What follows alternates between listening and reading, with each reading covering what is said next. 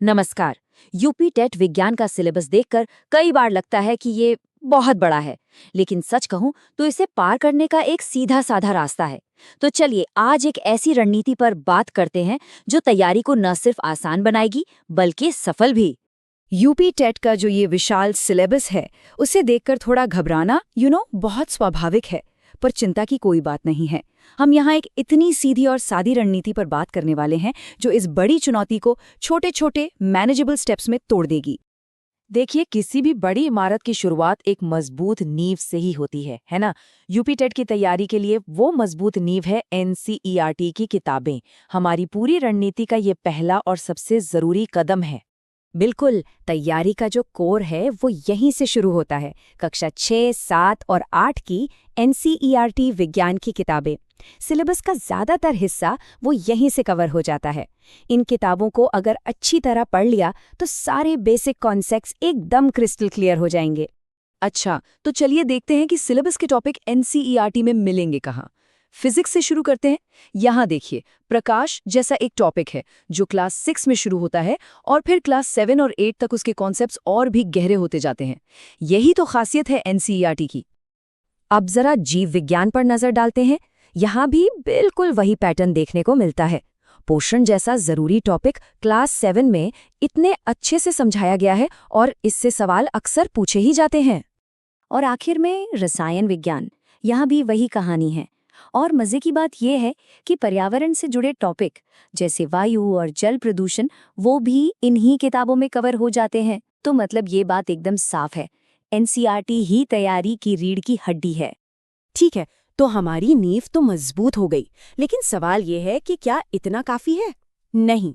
अब हम अपनी रणनीति के अगले बहुत जरूरी पड़ाव पर आते हैं जो एनसीईआरटी और 100% सिलेबस कवरेज के बीच एक पुल का काम करेगा।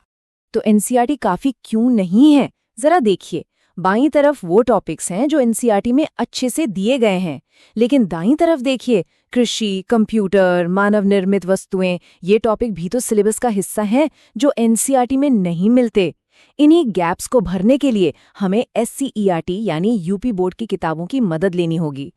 तो इन गैप्स को भरने के लिए यूपी बोर्ड की कुछ खास किताबें देखनी होंगी, जैसे कि कृषि विज्ञान से मिट्टी और सिंचाई वाले टॉपिक कवर हो जाएंगे और हमारा पर्यावरण से अपशिष्ट प्रबंधन जैसे टॉपिक।